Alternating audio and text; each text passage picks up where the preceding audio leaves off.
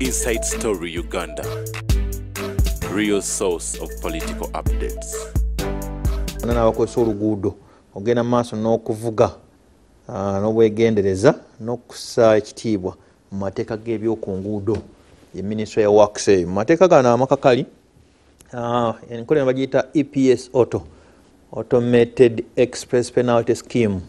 Mu kyenjawulo ekitabaddeewo nti system eno ekola ne kamera neeraba abazza emisango nga bavuga okugeza kamera zibadde zisinga ku bintu bibiri okuyita ku bitaala nga biraze red gwe n'okiyitako wamu n'okuvuga endiima 30 km/h gye bakolako okuvuga mu town obuli busy n'ogenda mu 3.8 kamera ekuba ekifaananyi emmotoka nga receipt wa generating nga bakweza ku email baku SMS olwo bannaffe abadde bamaze dda okulugwamu naye enduulu neeba nnyingi abagoba b'ebidduka bavuga taxi abavuga ez'obwannannyini nga waliwo nebitakwatagana bulungi oli bw'aba ayagala okuchallenginga nti si kituufu alagawa oli naayita kubayita abayi ne bamukuba risiiti n'agenda ekajjansi ne bamwongera risiiti agenda okukakkana nga alina obukadde 2.40 kujja n'emu. So bibale nti biri unfair. Kakati tugenda okubaganyako ebirowoozo kubanga bano bagambye bayimirizaamu katono basobola okwetegereza. Bwe bamaze okwetegereza twetaaga enkola eno eyinza okuzza discipline ku luguudo n'okulwanyisa obubenje nga babadde bagamba byemipira tugenda okutunuulira n'abateesa bengenda okwanjulira. Nyina Honorable Mubarak Mnyagwa nkwanjula bwanjuzi kulamusa ku bantu kadakiika kamu sikuteesa njagwa muteese nkwaniriza nnyo wano nenza mukojja wange abatulaba mbalamusizza amina nakyukakyuka. Nyina kamisona kuva mu ofisi ya president ono ye mwami Fred Bamwine. Mr. Bamwine lamusa ku nsi kamisona.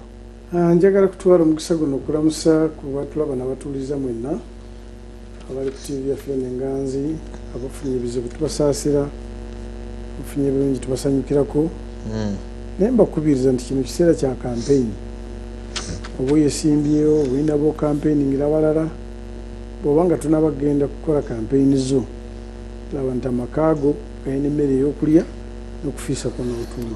Amiina. Ye kamisona kuva mu ofisi ya president awo mwami Fred Bamwine entebe enkalu ya mbaka wa parliament wa Nakawa East era ye minister w'eby'ettaka mu government ya opposition Honorable Ronald Bali Mwezo Nsubuga nenyaniriza Honorable Charles Omuchana webali kubaawo kiro kya Leonate. Katonda w'amaanyi Katonda wa kisa. Alright, nga amaliriza okwogera kwe nga budget emaze okusomebwa President Museveni naye alina engeri gy'ayogedde ku nsonga eno eya fine oba ensimbi ezibadde zigibwa ku baddereeva. Ye n'agamba ekyaleetesa enkola eno eya digitalized number plates digito kulwanyisa bumenyi bw'amateeka security butebenkevu si kusolooza ssente bwe bityo ng'abantu badde bakitwala. Mwami Kiza producer oba omulina jjajja oyo sooka omutuweko tulabe. So I said, please, let's go technical. Let's have cameras. Now the cameras have helped us to handle a number of things. But the problem they have is that the number plates, these ones which are just, they are cooked. They just go and pick something and put it there. These are digitized number plates with a central command post. You touch it, the command post alarm goes off. This is the work of the digital number plates, not collecting fines and so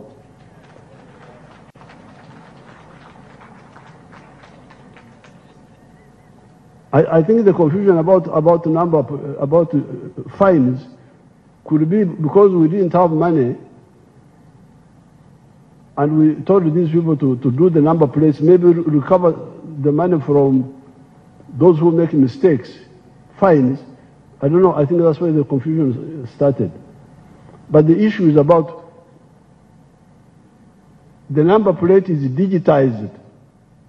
Every vehicle must have a digital number plate, traceable by the central machinery, central command, to know which pikis were in this area at this time, which cars were in this area. Because these number plates which are put on and put off, these are meaningless.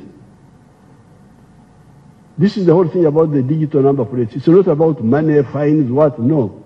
It's about security. That boy now, such a young person killed, they're acting with impunity. This is what I cannot accept. Look at this one. Was killed here in Mkono, I think. Yes, killed. And then we must now go, the cameras, sometimes the cameras also, they cover their faces. It's not easy to know. The number plates are forged. No. This is the purpose of the digital number plate. It's about security, not money, fines, what? Rubbish. Ebale nnyo ye President Museveni bw'adda awa speech ku kusoma budget ng'ayogera ku nsonga eyo. Honorable Mbaraka Nyagwa. Neyanziza kojja. Kusaba munzikiriza akaddakiika kamu nyongera okulwanirira eddembe ly'Abannayuganda abali mu mambuka abali mu kubbibwako ettaka lyabwe nga bayitibwa balaalo. Kintu ekyo gavumenti eyongere okukyetegereza. Si buli ali mu mambuka nga si mu kyoli nti mulaalo. Ne waba mulaalo nga Munnayuganda yenna waba yagula ettaka nga makkiriza ne mulimuguza talina kuligibwako ku maanyi.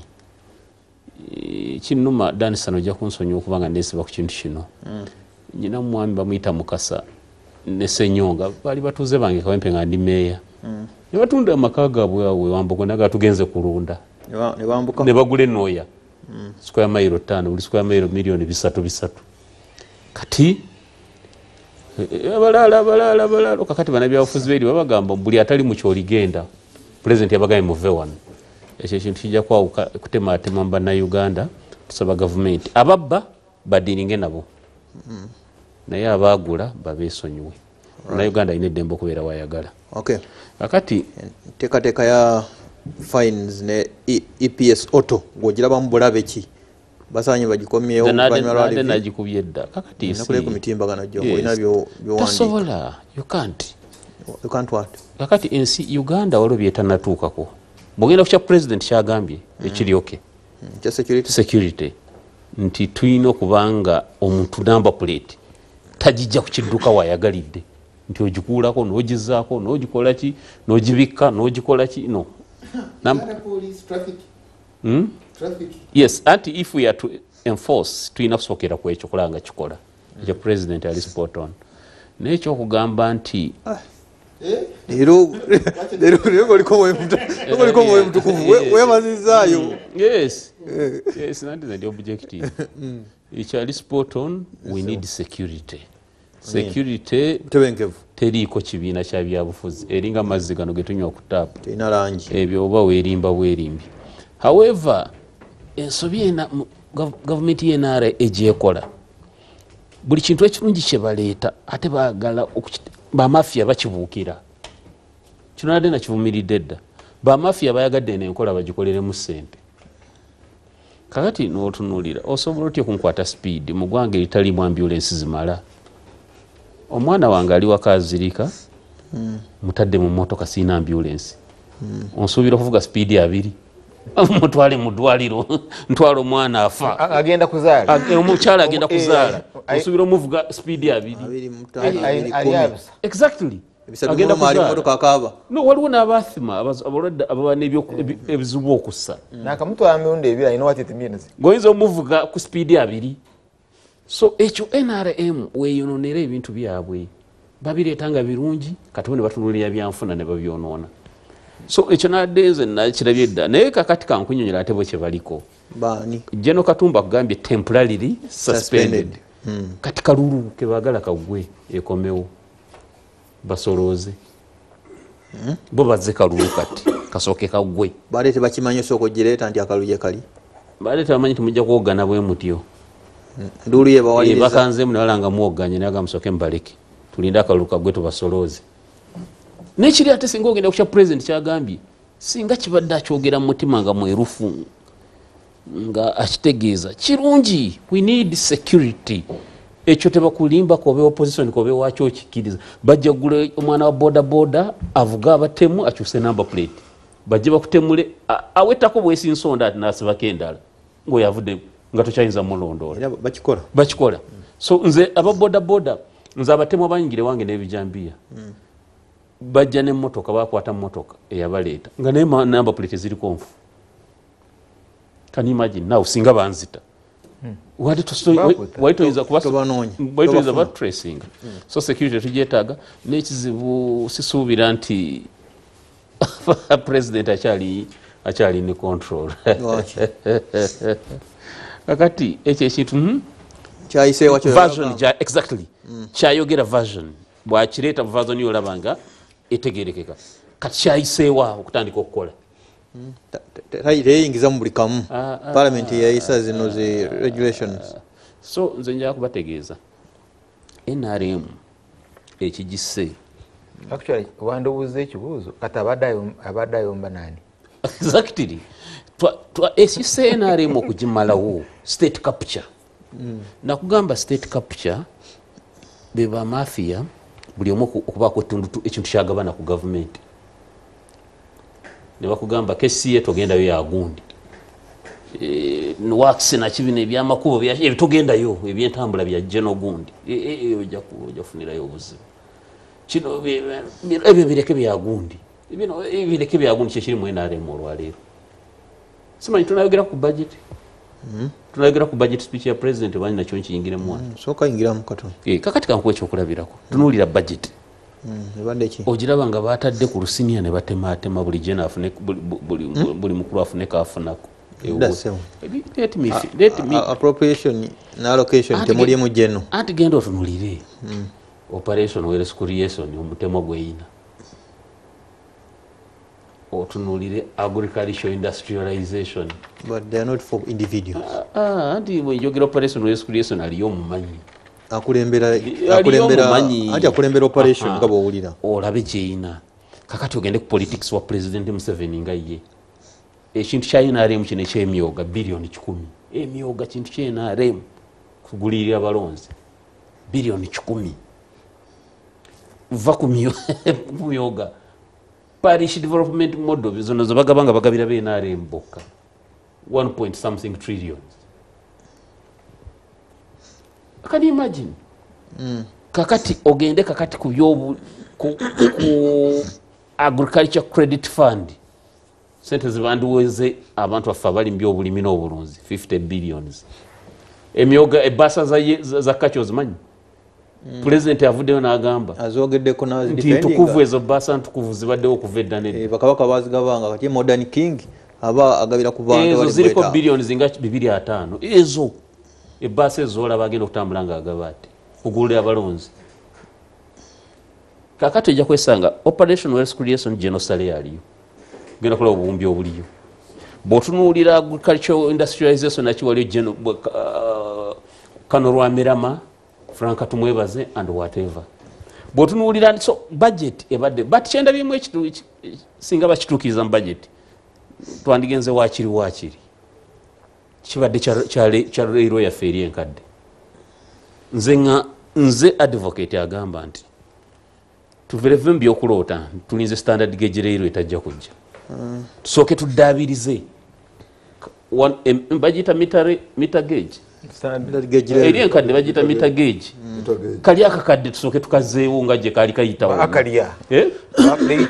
Ne kali ke baalya. Tusooke tukazeewo nga bwe kali katambula konna. Ndabye bagambye they are going to create routes now to rehabilitate a route from Maraba to Gulu to where? To somewhere in the north. Then a route from Mukono to Jinja. Singa tusooka ntuzaawaako. Then tugula ebiyumba ebigaali ebisobola okukatambulirako nga bya mulembe. Netalinda kubanga NRM tasobola kuzimba leero ya mulembe. Kale budget ogenze obugenzi. Genze obugenzi as I conclude ekyo ekintu bagenda kukiza ekyokusolooza. Ng'ogambye bajjakizanga nga kalukawedde nga kawedde anti President Museveni waga nti ngenda Masaka mutegere ku Nile. Kujinja lwona. Kakati tebakulimba mbosobola okusolooza Bannayuganda nga President Museveni tamanyi yadamanyi. Ne kati alese vazoni eno ennungi eyo gyayogeddeko. Jina nisuubira eti nnungi. Naye akalulu bwe kaggwa bagenda kuddamu basolooze. Maaso ku ggwanga ye ndowooza ya Honorable Mubarak Munyagwa tunuulira nteekateeka ya EPS Auto ekyayimiriziddwamu. Ngende wa kamisona wa Parliament, kamisona mu office ya President wa Parliament, Mwami Fred Bamwine otubuulire gavumenti yaleese ekintu ekijjeewo temweteekateeka bulungi.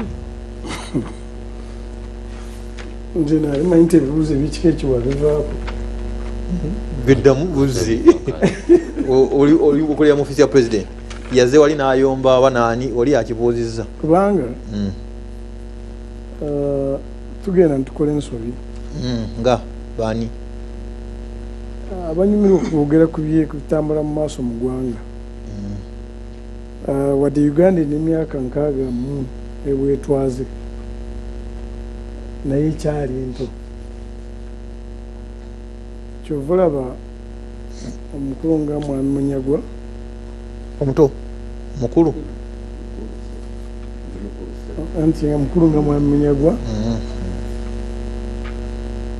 nobwaba nga ekintu akirabye nti kituufu ateekwa kwekoonayo mu byobufuzi. ndowooza esooka onuke tulayo gyagenda kubanga agambe akalo bukagwa yakikomawo ntukomawo. kati nze nafuna omukisa siri wakakomera. gavumenti gyempeerezamu NRM ekola ensobi nga ntawe nsobi bwetukola obulungi nga ntawe tukoze bulungi kubanga lino eggwanga lya bannayuganda bonna kyenkana oba ogiwagira oba togiwagira lyeggwanga lyo. so nze ngaabadde kololo ndowooza lwomusana yamanyi onyankololo olungi omulunzi alunda ente ezo bwakuma n'agamba nti tolagwa ente zonna zimazeewo tosobola kuwakana ezabikumuliisabirizaho kubanga yabaddeyo ate Museveni bw'aba avuddeyo nakugamba nze infact arifarinze kubanga tugitandikidde mumakatwana arifarinze kukyatandika tu 18 again refer to my speech in parliament. I talked about cameras and digital number plates for security. Kati noza abali kwekyo kati ate nebagamba nti waliwo n'ebigenderako. I'm very sure nti bamwegera nti bagenda kuteekako obukomera ebigenderako. So he's the head of executive of this country. Kati statement gyayogedde awo nkubuulira abamu bajja kuyingira wansi w'ebitanda abalala uyu ajja kubyegaana ani akireeta kyo kubanga yakugamba interest yange obutakkiriza bannayuganda kati ngono walaze okutibwa ntunoonya mayitire ne babula sikunoonya sente. we should be technical. So to me we should be technological. President Museveni omukisa gwakyayina nti abamuvuganya buli kiseera bamalaba nti aweddeyo nambali gyegedde talina tasobola kubanga ne mu speech tekirinawo yaba isoose nayogera bwabadde amaliriza I heard something about. I have picked something. Sikulimbo ojja kwesanga nga kino kati kisandikidde n'ebirala ebyogeddwa because wadde Mwami Katumba yagambye nti temporarily suspended. I'm very sure information yabadde mutuuseeko nti bino mwayongedde ku tibyala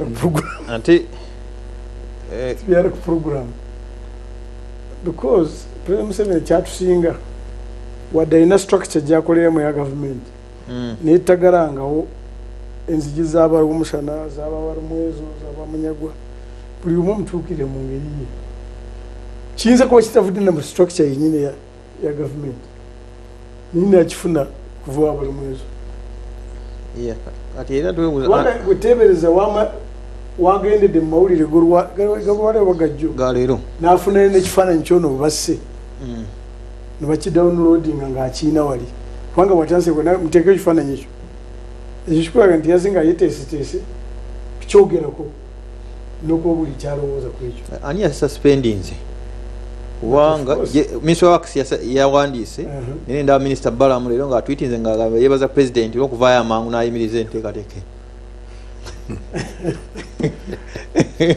eno digital number plate it was procured by security Ministry of Security but the implementing agency erimu Works kati wogenda police wogenda kulaba nalabye otafiire ngayogera nga Minister of Internal Affairs sali involved era nagamba nti nawandikira ne president ku nsonga eyo otherwise if we are to succeed very well ministries esatu zandibadde zikolerawamu actually ninya ne defense yandibadde Internal Affairs Defense Security Works and Security bandibadde bakolerawamu but it seems kubanga I was not privy to this nekindabikira nti security yakivuga yoka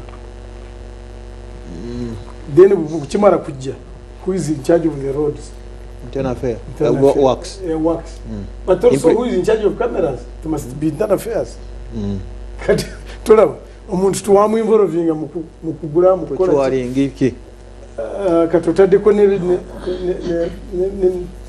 ne charges. Now I don't know who now put up the charges. Is it Works? Is it security? Works ate basasula mu URA ba stakeholders bayitire babali mu I think the whole process wali mu kigo yowezinga nekisinga obukulu is not to lose the regional intention. I also agree with Works. Works abantu mwena abakyadde mu malwaliro gano kati nga Mulago ina ward of accidents. If you reach there as a country to take Okusara, do we accept people should continue dying like that because of reconnaissance on the road? Attend the number of accidents ekizibu kiri waliwo abantu bangi abafuna driving permits who are not driving. Tebamanyi kuvuga moto. Yes, bangi bazifuna kiseera ekyo ninga tabamanyi kuvuga moto and they are the majority on the road kati balina driving permit bali kukulu si bazifuna era nakati nga tebamanyi kuvuga moto kati awo otubanga bakuvumula obulwadde okukendeza envuga yambi n'okutaasa abantu mu accidents. That's an area we must conclusively exhaust. But even the charges express penalty nazo tizibadde embi.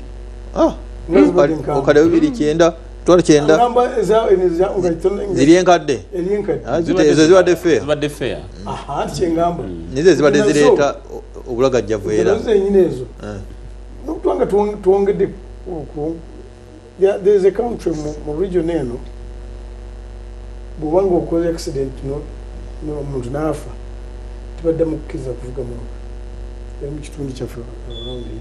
We must put a measure okukendeeza ku bantu abafa ku kyeno because of recklessness kubanga nze am very sure the majority of the drivers on the road are not the drivers but balina emmotoka bavuga ne genda muteeke obukodi bwa driving reversinga parking most parking obalabira bijja kumulema. So to me nze ndowooza president has come out now Sandy agade kulimba bantu. It is not going to be temporary suspension. It will be permanent suspension. Indefinite. Tujja kusigaza kiri kyagundi ekikadde ekya security. Intention digitized number plates for security. Kanzije amuibonereze bikakali byakyayimirizaamu nguudo ne kubidduka engeri gyobirabamu nga engineer ate ng'omubaka nga Munnakampala wamu ne Ssaabasajja Kabaka yasiima n'ateekateeka terefayini eno era ne mutwanga ekiseera okujja okuzimba nnyaffe Uganda. Abatulaba mwenna mbalamusizza nnyo mu linnya lya Mukama waffe Yesu era nembebaza emirimu emirungi gye muzze mukola. Nkwebaza okumpita ne baganda bange bano era nga bonna nkozeeko nabo okuggyako mukadde wange ono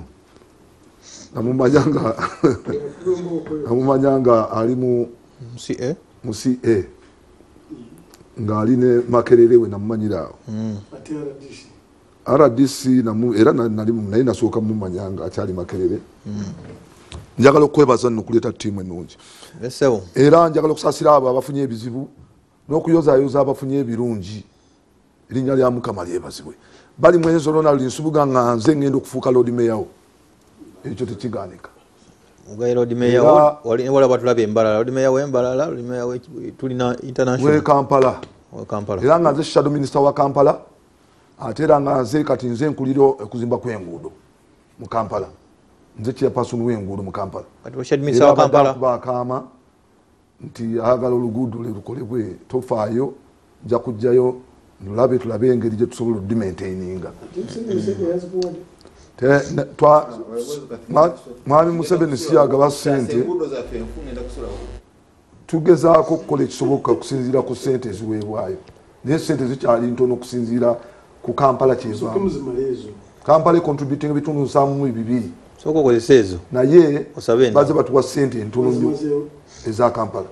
Era wenjogerera kati gwe mulundi mpozi ogusoose Mwamunyago Kampala okuba tugituddemukko nti simanyi kyebogedde leero naye twali naleka tugiwadde biliyoni 916 ndowooza mwabeerayo nga tebazibawaako nammwe.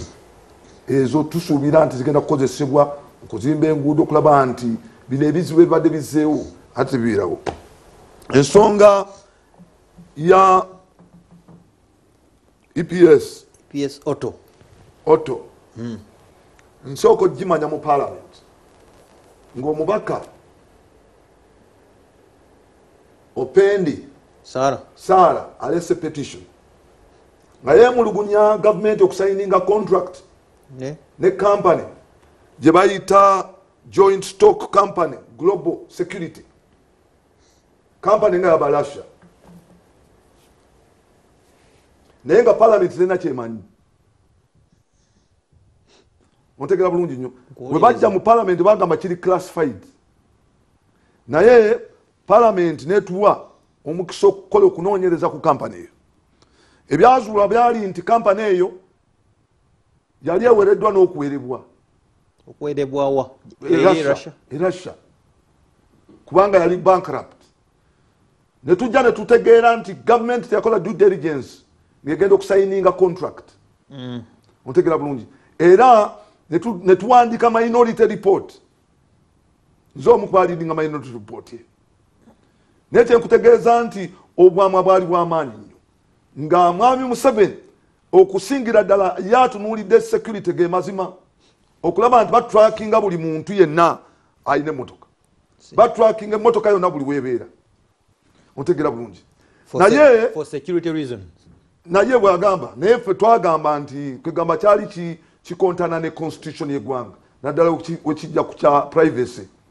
Ontegera bulungi nnyo era twagezaako kwandika minority yaffe gyekakasa nti Parliament yagikkiriza minority netuma Minister wa security tuharmonizinge naye harmonization tiyabaawo n'akatono paka kaakano twagenda okulaba nga ate balonkinga mulaba Parliament eraba naye nga tewaliwo legal framework n'emu gye bayitamu kuwa contractor ono emyaka 10 okulaba nti asoloza. Mwami Museveni yakimanya kubanga ne mu nteekateeka yaabwe yakimanya n'ekiro ekigenda mu maaso aleme okutugamba nti ekimanya kubanga yali debate y'amaanyi nnyo twatambula twagenda buli wamu n'okulaba number plates ezo nga tulabira ddala company zirina na capacity n'akatono naye nga twababuuza ssente zigenda kuvaawa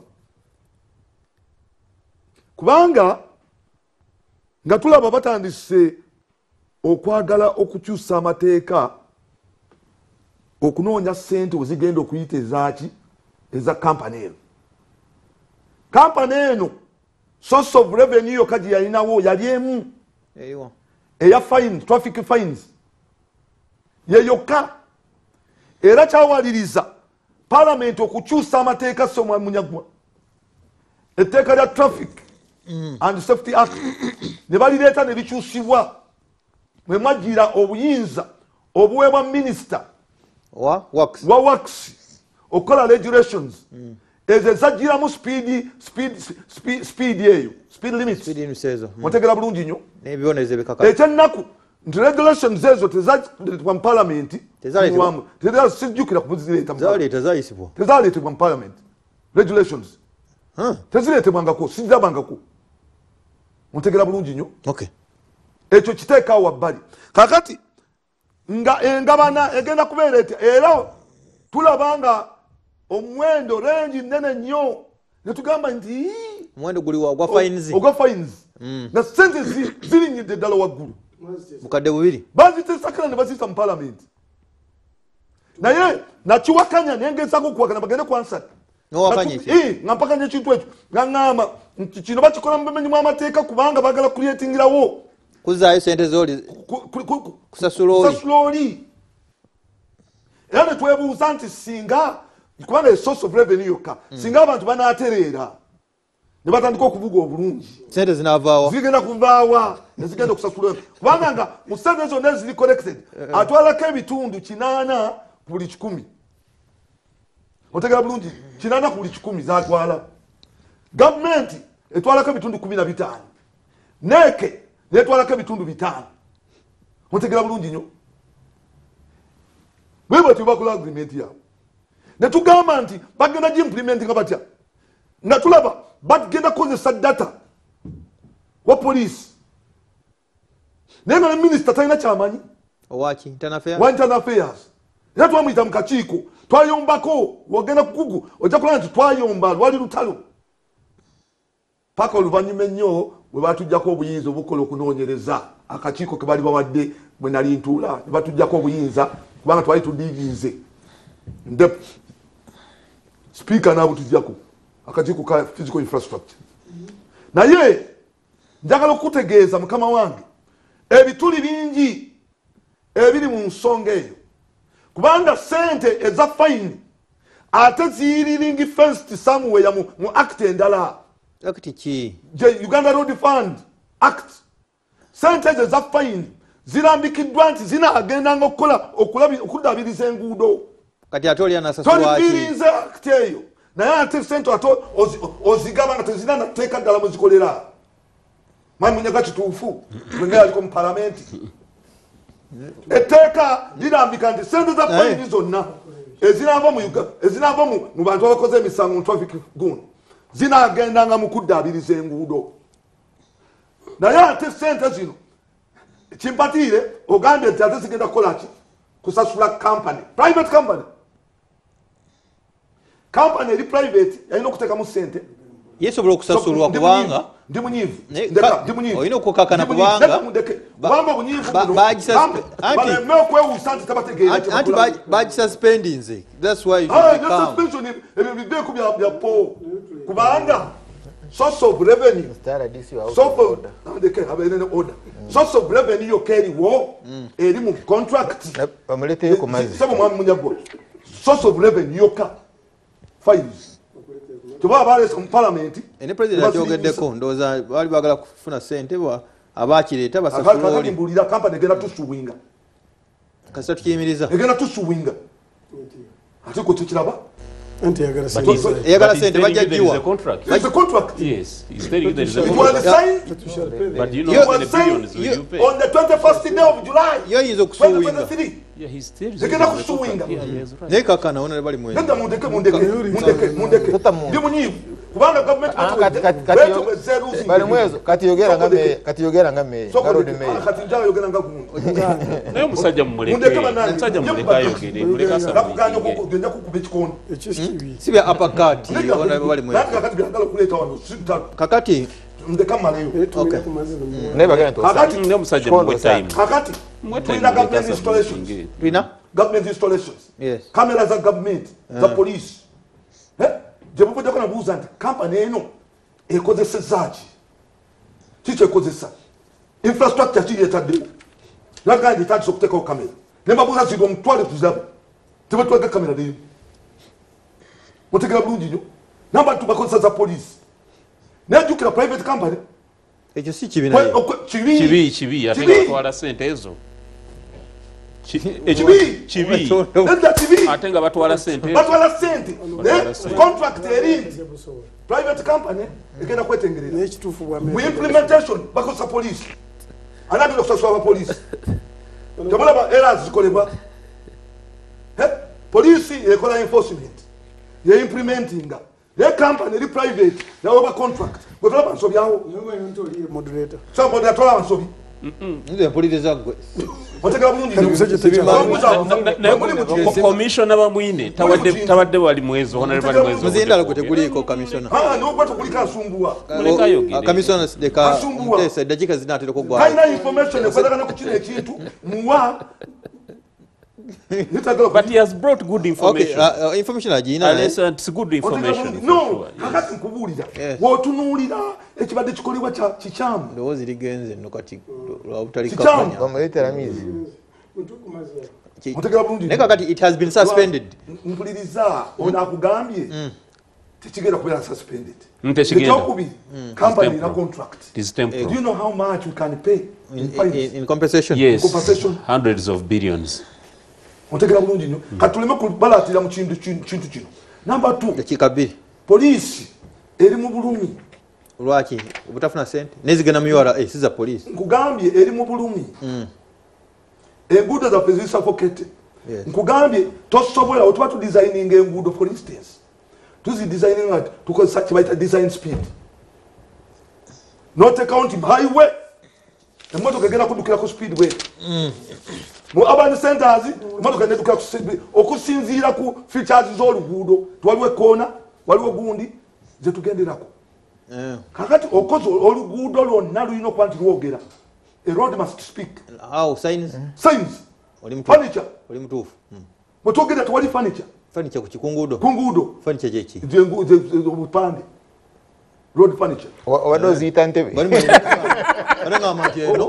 obupande ova mmotoka n'otuulako road furniture ebyo byonna bigwa mu tuluba eyo otegera bulungi oluguudo teluli marked oluguudo lujjudde binnya otegera bulungi nnyo tebalina kamera ziri intelligent kubanga wonomalinga traffic ng'ojjawo poliisi olina okuleeta cameras eziri intelligent ezicommunicating eziri synchronized kati zine zibadde ezikuba epapula teziri intelligent ziraba zitya ezikuba ate ziri intelligent kubanga kati wa poliisi ate astopinze kati kamera tezikyakola naye ate poliisi yegamba genda kubanga kamera zandibadde zicommunicating nti wano waliwo jamu katugweta otegera bulungi nnyo zezo kamera eziri intelligent nja kubasomesa ebintu bino otegera bulungi nja kubasomesa kubanga bintu nabisoma onfuna bulungi nnyo so tosobola kukozesa systems bbiri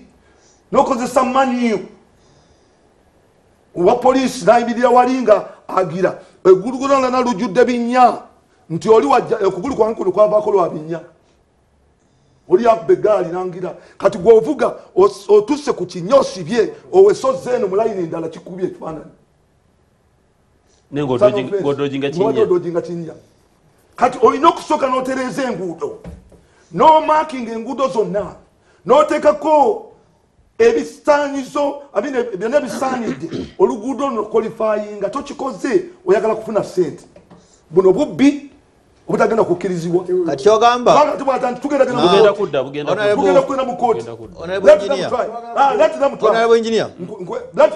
spirit yabadde ya sente auto EPS obakuba fine kati badde olina ogisasula mu ssaawa 72 ennaku 3 system enkadde badde olina okusasula mu nnaku 28 ndoza gulinga almost mwezi kati spirit kyeno sente bagazikola mu bwangu mu nnaku 3 nkugambye contractor gwe bateekawo sente alina okufuna ebitundu 80 ku 100 ye source of revenue yokka gy'alina tewali bakola 24 hours wokubira esimu bagikwatira abaana ba Jeno Henno Isoke ona bukyasa omukyana yotani nkulu busuula katonda wamaanyi katonda wakisa amina nyine obusonga bubiri esooka nsabira abalalu bano butera okulaba ku nguudo abo beebase bali kasasiro nga balya esaala zange zigenda eri gye bali ate nensiima Katonda obiseera ebingi osanga beebase nga balina otulo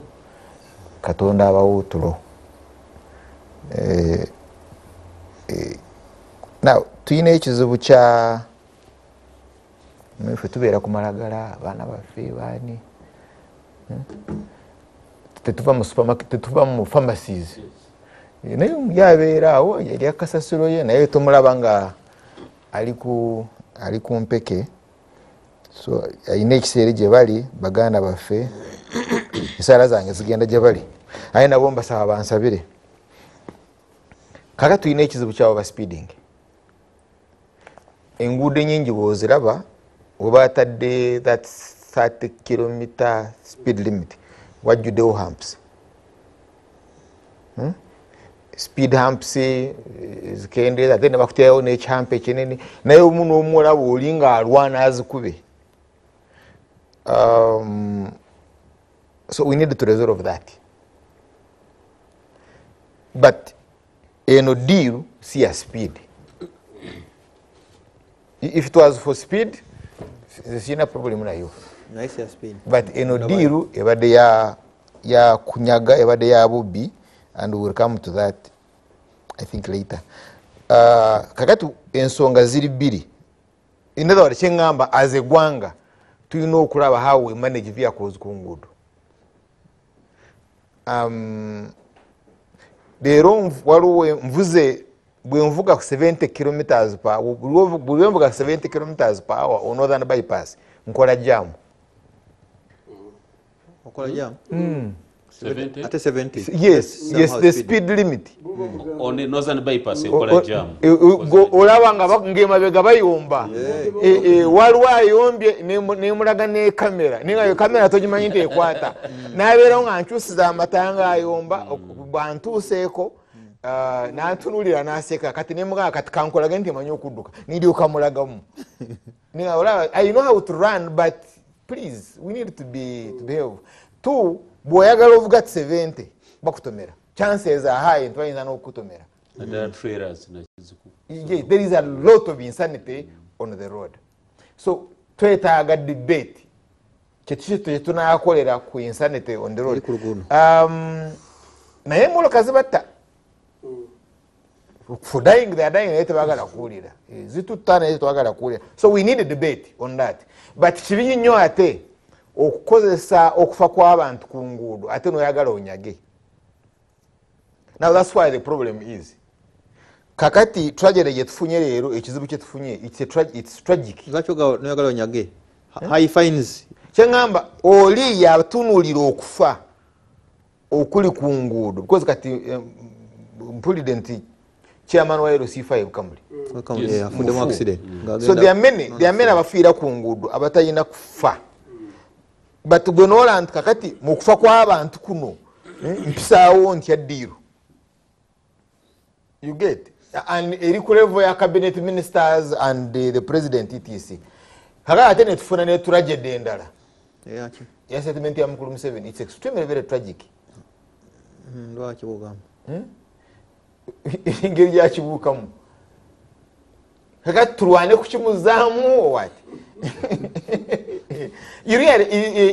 ku myaka gyange mukadde is my elder kakati ngenda ntya kulwana nnyo really kino tosobola kukibuukamu kakati let's look at deal eno gye baayisa buli siringi 10 nga balimwoza bwakulaga buli siringi 10 kinaana za company okisayinize but eteeka ligamba the law egamba tewali kusolooza sente za gavumenti ng'oziteeka ku akawunti yo so that means zino zobadde osolooza zirina okugenda mu URA si bwe kiri kakati ensimbi zigenda zitya ewa musinguzi Rujoki nga mukulu Museveni tamanyi tekisoboka hours na zino zokka zebabadde bagizeeko mukulu Katumba Wamala zabadde walabiko bana ababeera mu kikubo nga batunda engato waliwo engeri gy'amaze okuzikuba kati mukulu Katumba Wamala abadde akuba zino engato osasulirawo 3 days awo bwanga abadde asasudde so URA yazireceiving etya you get so ongamba otya nti Uganda Revenue Authority ya mukulu Museveni ne musinguzo rwoki nti ensimbi zibadde zisobola okugendayo nga tazifunye nga tazimanyiko now kakati tebagamba meanwhile as you are doing for me mathematics bampise nga nkyali mu kubala 80% of 3.6 trillion songa nyingi zibalika 80%, yes. So the percentages nga bwe ziri mu report general ya parliament is 80% zigenda wa dira, 15% za government, 5% zineka National Enterprises Corporation. Kati nchali ku 80% of what? 3.6 trillion. But Julius Tereka will come to that. Now let's first ask NEC ejiramuwa. How does mukuru Museveni yatubulidde byonna agamba number plate ya crime, that is police.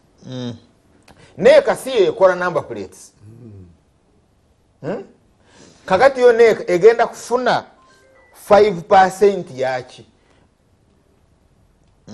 yo yakola mulimu ki if it's not a commission agent. Bantu balinyonyola NEC yeki National Enterprises Corporation. National Enterprises Corporation kitongole kya Ministry of Defense. Kine ekikola amadikazi, ekikola emundu, ekikola ki. Kakati kiri wansi wa mukulu Museveni akikulira is it a Lieutenant General? Mujera. Owokubiri kuye ya Deputy Inspector General of Police. Sabit Mzee. Kati nongamba nti bano bayingidde mu deal ya 5%. Nga omukulu takimanyiko, okay, baba takimanyiko kale fine, baba kwate. Baba kwate bino mwabingide mu bitya okukozesa cameras ne number plate so NEC omulimu gwayo ekirala eno bagamba business model eno, it's in the report nti ebizibu byayina bibiri the risks. One, singa abantu bakyusa empisa ne bavuga mpola. You read it? Beeraliikirira badizayina bakino nti abantu bayinza okuba n'empisa ne bagoberera ki? Ne bagobera amateeka. Ne bagoberera amateeka. So business nefa. Tontegedde. You see here you have oyina government ngegamba tuli beeraliikirivu nnyo nti abantu bayinza okuba n'empisa ne bagoberera traffic regulations. Business nefa. Business ebefudde. That is the worry. The second worry is abantu kuchawa government. Those were the only two risks. Now, so singa nti ekizibu kibadde kya kuvuga misinde, outcomes and badent has behavior changed, abantu bakyusiza engeri gyabadde beeyisa mu kuvuga. But we see one ono ye kyatunulira as a business person is abantu basigale nga bamenya nfune sente. Now, mu economy, even if we use the BBS by the way as an example, bwembanga muyina moroka 10 ezitwala abamawulire mu field ne babaleetera buli omu ngebaleetera epapula bya miliyoni 6 egenze entebe egenzeewa muggala. So if you are talking about free money nankandi bana aba supplying supermarkets abayina bitrade bireeta amafuta ogenda kugira mu booti n'oggala, because remember this driver tajana kugamba. This fine is not for the one who is driving, it's the owner, it's for the owner of the car. In other words, ogamba nze mfining na nyini moroka ateke pressure ku driver. Ne driver tazirina sente. Please you get please please and katwayikwasho yagana from ye byamba ne musiru kakati but let's also look at the other fraud.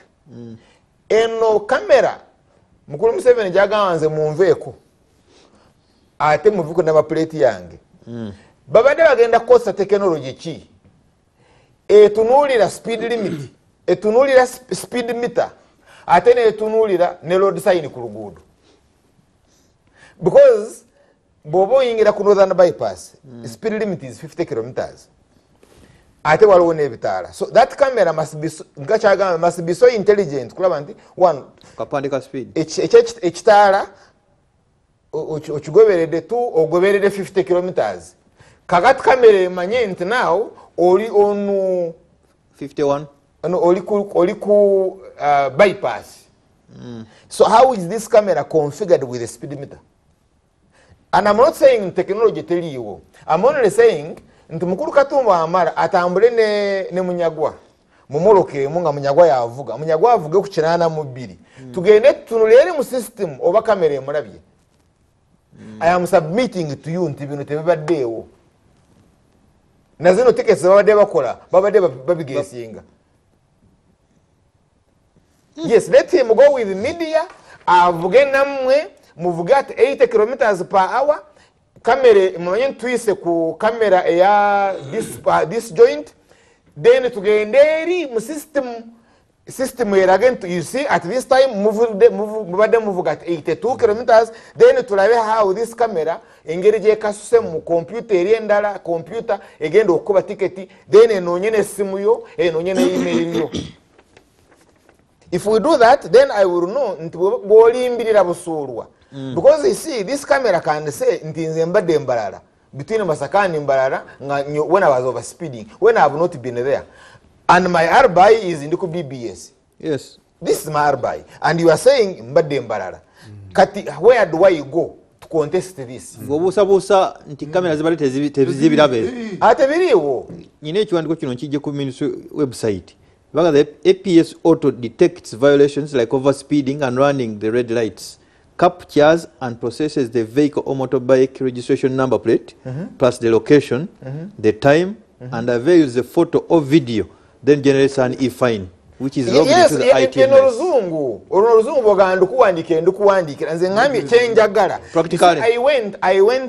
I was commanding an operation. Ningena mfactory oine mugamba you are doing reverse ozonation in parking water park.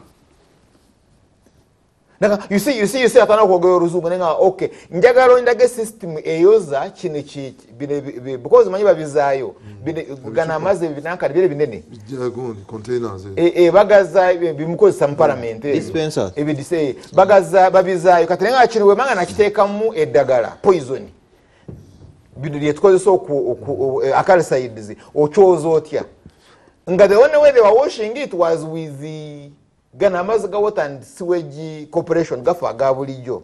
But the name was I want to see you park using this system. The system was there.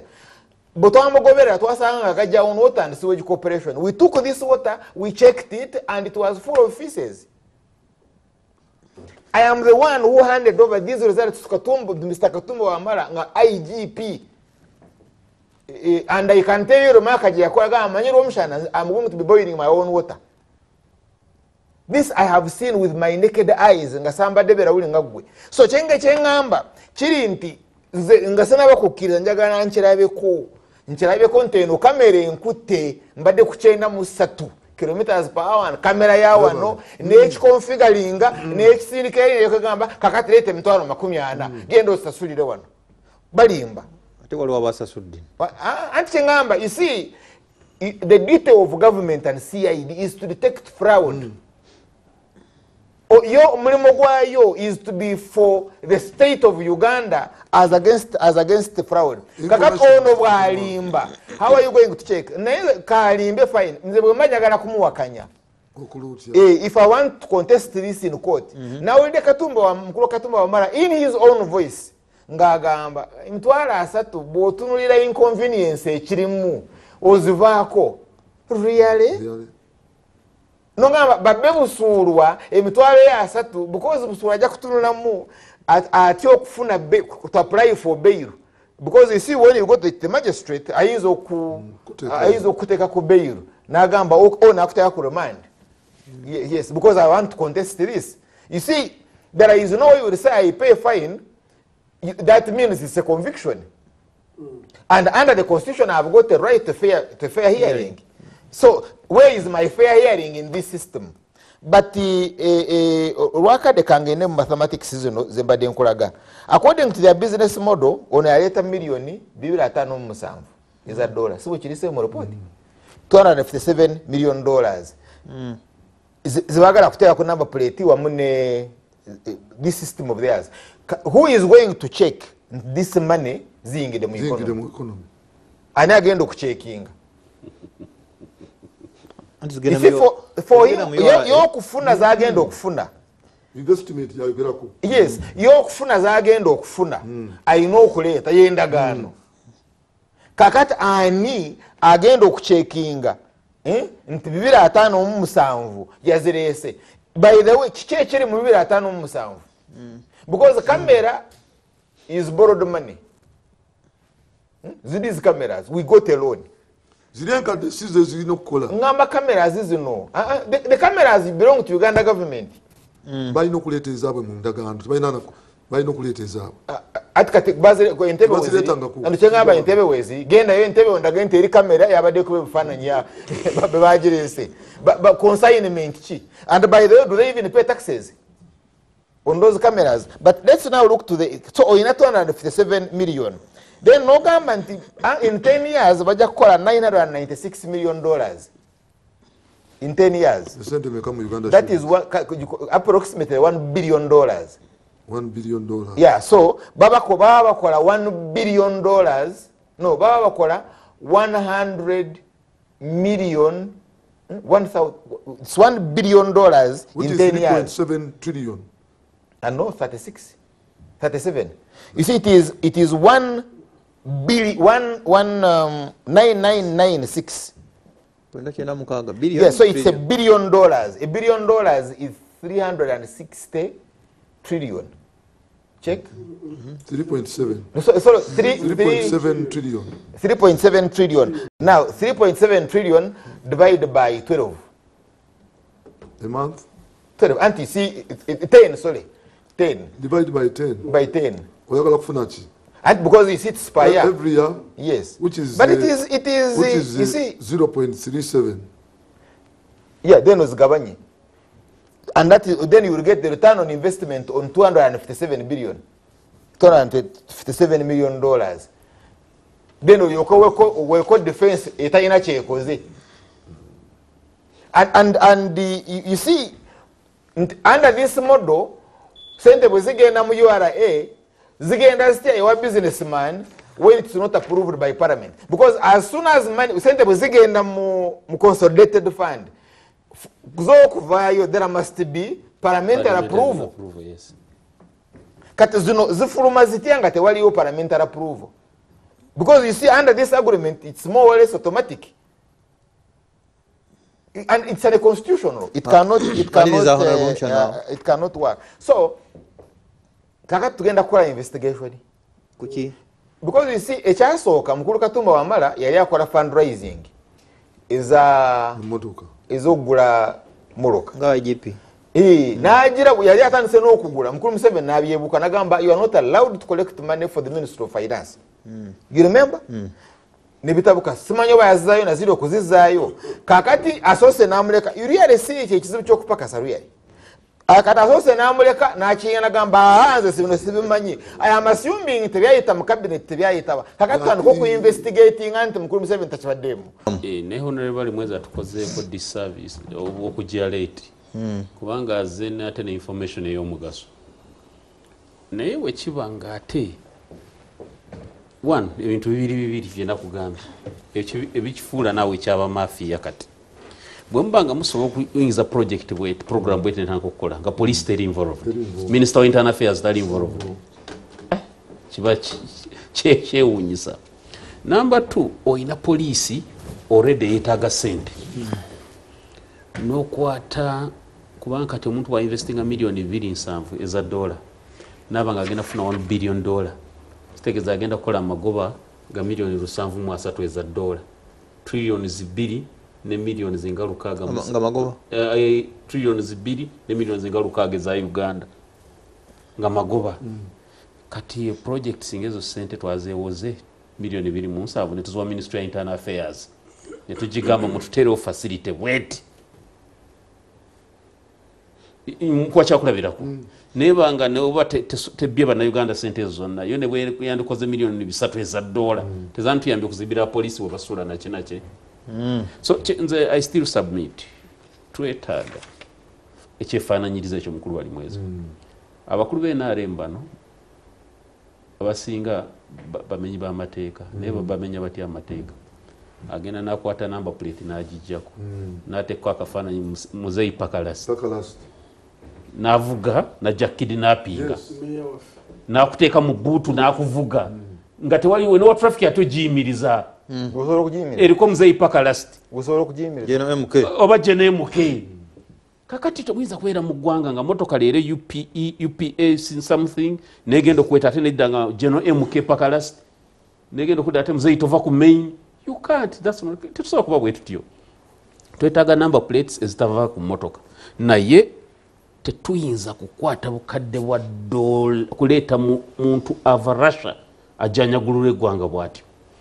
But kyenjagala mukulu bali mwezi mwesibe 2 ffenna twesibe 2 document ya Honorable Katumba nagirabye kiri temporarily suspended. The suspension is temporal, meaning akalubwe kanagwa following a comprehensive review kankunyonyera ekigenda okuba akalubwe kagwa bagenda kukiza kati ne Mukulu Museveni takiyimiriza. Yes kakati bino byagamba munnyonnyole nti kamera tezijja kati bino bya accident ku nguudo mukulu w'omushana saasoma bya engineering saasoma kino mukkirize enkula y'oluguudo oba enzimba y'oluguudo naye ekola kinene nnyo ku accidents okubaawo tunulya size ya Masaka Road, just look at it. Maliriza. Railway yaliwa nejiwao railway yaleta sa congestion ku nguudo ezo nga bwetwala zino trailer container biki highways bayira decongested sorry kakati olwalere omwajirya bino binya hayi obugudo bwasigala nga bukubo wa mmese fenna motoka zona kwe ziyiika ate obukubo bw'emmese bulimu ebinya honere bali mwezi agiye bulungi ona badojinga ekinya ate bwadde eno gyasanga munne webale kamisona kino bwe tusaba kireme kudda kiba tusigazaawo ki kati kizibu ky'Abannayuganda twagala ebirungi naye tutwagala amakubo agabiyitibwamu kubituukako nga bwolaba omuwala embeerera ayagala kuzaala ate ng'ayagala kuzaala naye asigala ngaali mbeerera tutwogera bya mugulu tuli bya wansi amakubo g'eggulu tulina tukkirizganyiza nti abali ku makubo abasinga bungi bavuga bubi kituufu tukanyiza nti abantu bafa naye nze ekizibu kindabyemu okutabika. The original intention was security. Mujjukira abantu batibwa tuteekeko digital number plates basobole kutracking abatta bantu whenever it has happened. Now kati twax weyingizamu ekya traffic offenses ndowooza kyali kyetaaga another review kubanga tulese component eya security ogigase bya traffic ate tokomyawo n'ogattamu the business element eyokukola sente nekifuuka kigweweezinga. So to me okuva mu kino ntutambula otulanga bakukikola twetaaga ministry ya defense twetaaga internal affairs twetaaga ya works twetaaga ya security zonna nga zitambulirawo wadde bino tibyandikolebwa obudde minister wa internal affairs akugambye sikanya na kino naye ate ogenda kukozesa pasonero be kubanga abapoliisi ba internal affairs cameras eziri ku kkubo zimanyi affairs. So I think there was some mistakes naye ensobi zikolebwa abali mu nsi bamalayika babeera muggulu.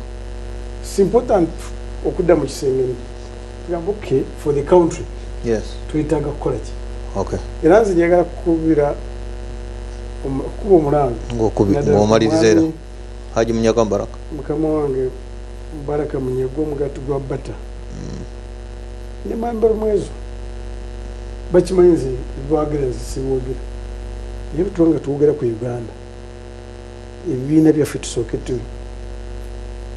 tubiteeke ebbali tuleete kirungi ku lwa Uganda ey'abannayuganda bonna kyenkana kubanga accident bwebetta omuntu oba batemula abantu sirowooza ntibasooka mubasooka babuze ono wakibiina ki bwaba nga mutemu nga mubbi ajja kukutemula bwaba alina ekyakwetaagibwa so to me ku lw'obulungi bw'eggwanga ebibiina byaffe twandibasoose nitubirinnyako ntuteeseza eggwanga eryawamu ate ensobi weeri ntugigonjoola ng'abannayuganda katulaba bano kale kubanga kati President Museveni agambye sikkaanya okuva ku mulamwa ogwa security. Right. Webale Commissioner Fred Bamwine. Honorable Engineer. Ngambe bisembayo ku nsonga. Njagala tubeere objective nga bw'oyogedde. Mwami Rwamishana atugambye ne muganda wange nti President Museveni ekintu abadde akimanyi. Nzika nyongera okukkaanya nabo nti Mwami Museveni ekintu abadde akimanyi era yakimatharinga. Otegera bulungi. Naye tekyandibadde kibi byonna tebyandibadde bibi singa bikoleddwa wabaddewo due process tewandibaddewo nsobi munyagwa kugambye bulungi nnyo nti kirungi nnyo wekijja ku security naye ate nawe kugamba nti kirungi nnyo singa omulama gubeera ku traffic and safety otegere kubanga bantu bangi ogenda nabadde wano e Rwanda nga bantu 12 bebafa accidents wano buli lunaku kumpi bantu 5 okitegera bulungi nnyo n'oleese otwetaaga amateeka okuba nti gakola naddala gakwata ku speed limits naye ekigendererwa ky'abantu kiri kiki is the question. Then two, how are you going to implement this? Mwami Munyagwa tulina miliyoni mmeka eza bodaboda tulina miliyoni mmeka eza emmotoka osobola okwenforcinga etteeka eryo nga ne mukufuna emmotoka eno okugijjayo tewali national identity card giwakozesa niwatakinga ku motoka eyo okugijjawo giwagigula kubanga wandibaddewo system nti omuntu ono aguze emmotoka URA egyatakinze ku ID y'omuntu ngofuna tin transfer mutukola transfer owayo national ID tunoonya kakati tunoonya ngeri ya kutrackingamu ono ofenda abantu bangi abalina emmotoka tezimanyagawo ekiri naye n'okutrackinga osobola okukwata MTN oba gundi ono ne bamuwe n'agula emmotoka naye ne bajatakinga ku namba ya simu ndiwabalawo offense bamutegeeza nti you committed an offense. How do you report back? Ogenda ku reporting oti eri ono offender okutegeera nti alina ebipapula onowe mutaminganga ku kkubo yimirira wagiparkinga anayimirira kwegamba twetaaga okuzimba system ennungi.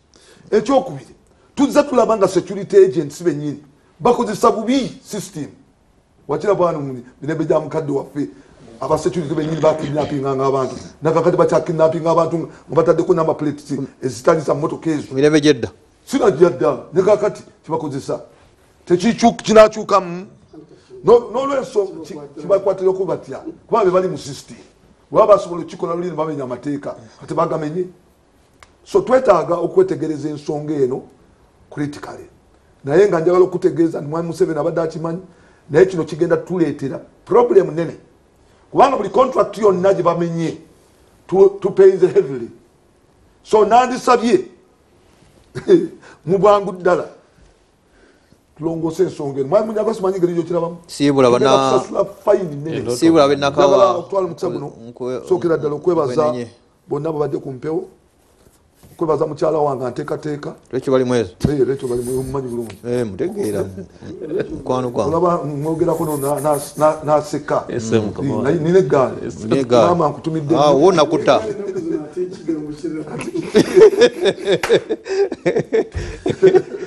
maliriza njagala okwebaza Katonda olw'omukisa gwampadde okubeera wano okwebaza baganda bange engeri byetwogedde tubyogedde mutima mulungi era Mwami Munyagwa obwedde ayogera tutereeze nange njogerera ku kutereeza Katonda b'omukisa naye bweyogera kukutereeza jangu n'omutima omukakkamu n'ebigambo ebikakamu mutereeze gamba mutereeze nze sirina bali mwezo eby'omutima omulungi bini sigenda kwetonda obubbi yes ate toyina kukola bubbi at the highest level of the state no eno diiru and si kakati oku eno diiru yaabwe okukola oba weetaaga emmoloka buli mwezi emitwalo 4 kufuna ekipapula buli mwezi. Yes, that is literally emmoloka 10 per day. 10 mu bisatu. Yes, I'm giving the average, the approximate per day. Ezo bozi webupapula to enforce oleta crisis mu ggwanga. Chobola abekanze izo ezibadde fly what ezibadde zitwala abantu entebe airport speed yamanye. Yes, abayina taxis buwekanga nga papala bya biweze milioni 6 abadajivugo ogimujjako because ekino tekipanishinga driver kipanishinga nanyini muloka so wanga bagula kamoloka ku loan ngoli akakozesa ne ugabanje jiro lindako nsoke netegereze na ekyokubiri Mukulu Museveni agamba nti number plate waliwo basanze omulambwe gwe batemudde moloka ki ezibaddewo